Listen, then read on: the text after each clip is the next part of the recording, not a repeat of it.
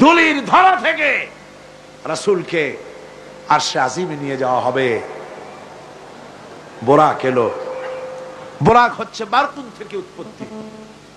এর অর্থ হচ্ছে বিজলি, বৈদ্যুতিক গতি সম্পন্ন, ঘোড়ার চাইতে ছোট, খচ্চরের চাইতে বড়, এই জাতীয় একটা প্রাণীর মতো হযরতে জিবরাইল নিয়ে আসতে।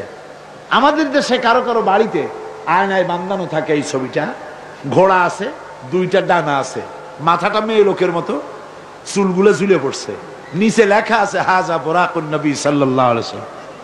আন্দাজে কোথায় পাইছে আল্লাহ জানে, মিথ্যে কথা, বাজে কথা। আল্লাহ এরকম একটা মেয়ে লোক মার্কা ঘোড়া পাঠাইছিল হুজুরকে নেওয়ার জন্য, এটা কথা হইল। রাসূলকে মক্কা থেকে, উম্মে বাবে উম্মে হানি থেকে হুজুরকে বের করে নিয়ে যাওয়া হলো বাইতুল মাকদাসে। সমস্ত পয়গম্বর দুনিয়া আল্লাহ যাদের পাঠিয়েছিলেন সমস্ত রূহ উপস্থিত ছিল সেখানে। রাসূল করিম সাল্লাল্লাহু আলাইহি ওয়াসাল্লাম এখান থেকে মেরাজ করলেন। এতটুকুন ছিল ইসরা। কোরআনে কারীম বলছে, আজকের কারি সাহেব যেখান থেকে তেলাওয়াত করেছিলেন, সুবহানাল্লাযী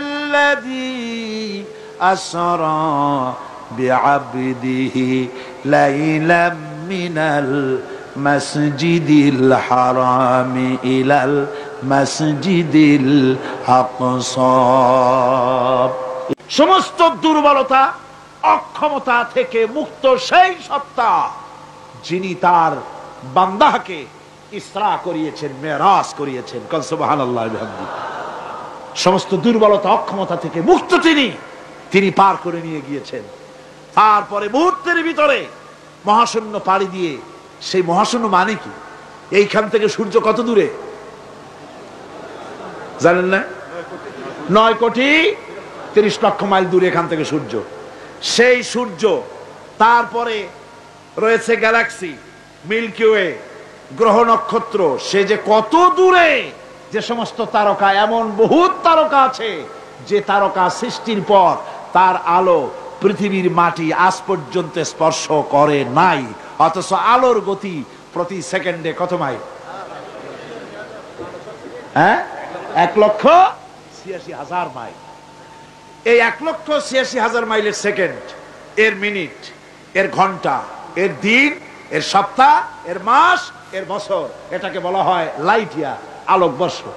সেই তারকা তৈরি হওয়ার পর কত সহস্র সহস্র লাইট ইয়ার চলে গেল, আজও পর্যন্ত সেই তারকার আলো পৃথিবীর মাটি স্পর্শ করতে পারে নাই। তাহলে সেই তারা কোথায়? আল্লাহ রাব্বুল আলামিন তার হাবিবকে চাঁদ, সূর্য, গ্রহ, নক্ষত্র, মহাশূন্য পাড়ি দিয়ে, তারপরে 7 আকাশ পাড়ি দিয়ে সিদরাতুল মুনতাহা পর্যন্ত নিয়ে গেলেন। জোরে কোন সুবহানাল্লাহ।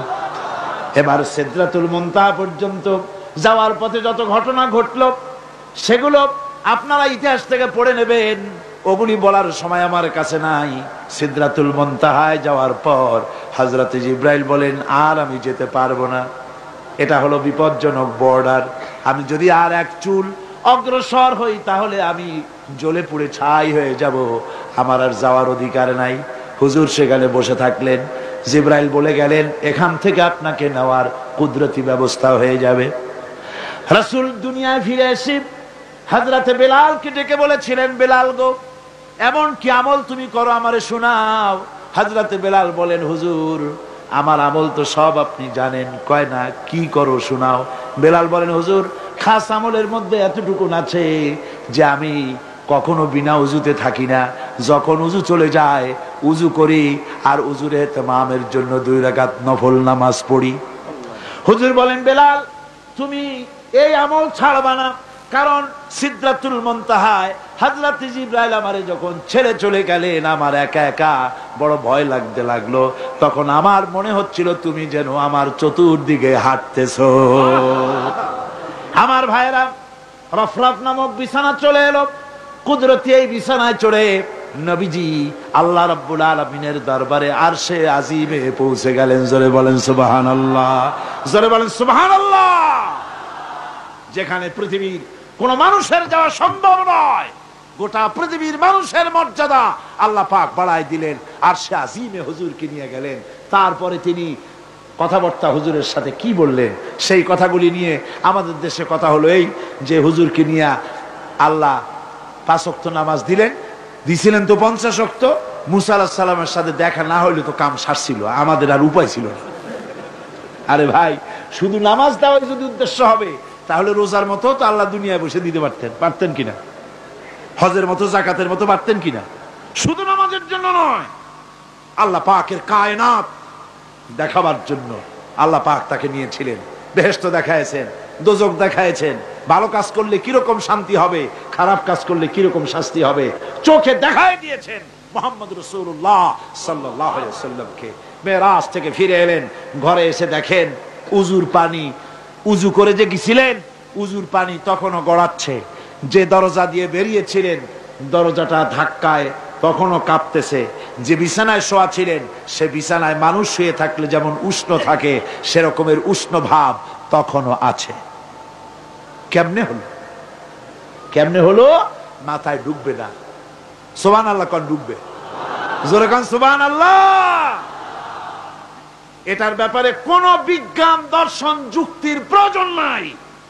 প্রয়োজন শুধু এতটুকু, আল্লাহ তার হাবিবরে নেবেন, কত দ্রুত নিবেন, কত দ্রুত পাঠাবেন এটা তিনিই ভালো জানেন, আমাদের কোনো জানার কথা না, ঠিক কিনা কর। তবে দৃষ্টান্ত যদি চান তাহলে আমি দৃষ্টান্তটা এভাবে দিতে পারি, বুঝাবার জন্য একটা দৃষ্টান্ত দিতে পারি। সেটা হলো এই, ধরেন বাংলাদেশে কোনো প্রেসিডেন্ট আসবে, পৃথিবীর যে কোনো দেশের এক প্রেসিডেন্ট আসবে। এটা আসার যখন খবর হয়ে যাবে তখন পত্র পত্রিকায় রুট বলে দেওয়া হয়, এই রুটে রাষ্ট্রীয় মেহমান রাষ্ট্রীয় অতিথি ভবনে আসবেন, এই রাস্তা দিয়ে সাধারণ ট্রাফিক চলাচল বন্ধ থাকবে। এয়ারপোর্ট থেকে নিয়ে রাষ্ট্রীয় অতিথি ভবন পর্যন্ত মেহমান না আসা পর্যন্ত সমস্ত ট্রাফিক চলাচল বন্ধ। মেহমান পৌঁছে যাবে, তারপরে আবার স্বাভাবিক ট্রাফিক চলবে। এটা জানেন কিনা? এইটা যদি পৃথিবীর সামান্য সলিমদ্দি কসিমদ্দি এই জন্য বলছি, আজ আছে কাল নাই, ঠিক কিনা গণ। আজ মন্ত্রিত্ব গেল, কালকে রাস্তায় দাঁড়ায় বলবে রিকশাওয়ালা আমার একটু নেওয়া, বাজারে মাছ কিনতে যাব, ঠিক কিনা। সুতরাং এদের তো কোনো মর্যাদা নাই, আজ আছে কাল নাই। এই দুনিয়ার সলিমদ্দি কসিমদ্দির জন্য যদি এভাবে ট্রাফিক চলাচল বন্ধ করে দেওয়া হয় তাহলে আকাশ এবং জমিনে আল্লাহ রাব্বুল আলামিনের সর্বশ্রেষ্ঠ মেহমান জনাবে মুহাম্মদ রাসূলুল্লাহ সাল্লাল্লাহু আলাইহি সাল্লাম, এই মেহমান আল্লাহর দরবারে যাবেন। আল্লাহ যদি বলে দিয়ে থাকেন, আল্লাহ যদি হুকুম করে থাকেন, সময়ের গতি, বার্ষিক গতি, আহ্নিক গতি, আকাশের গতি, সূর্যের গতি, সময়ের গতি, রাত 3:45 এখন সমস্ত গতি স্তব্ধ হয়ে যা। আমার হাবিব আমার দরবার থেকে ঘুরে যখন ঘরে ফিরে যাবেন আবার 3:45 থেকে শুরু হয়ে যাবি। যদি আল্লাহ এমনটি করে থাকেন তাহলে উজুর পানি গড়াতে দেখা আর দরজা কাঁপতে দেখা অসম্ভব। জোরে বলেন অসম্ভব। এটা আমি একটা দৃষ্টান্ত দিলাম মাত্র। আসলে আল্লাহ পাক করিয়েছেন তার হাবিবকে, কোন কাইফিয়াতে কিভাবে নিয়েছেন আল্লাহ নিয়েছেন তার হাবিবরে। আপনার চিন্তা করার কোনো দরকার নাই, ঘুম নষ্ট করে দরকার নাই। আল্লাহ তার হাবিবকে মেরাজ করিয়েছেন। জোরে কোন সুবহানাল্লাহ, চিল্লায় কোন সুবহানাল্লাহ।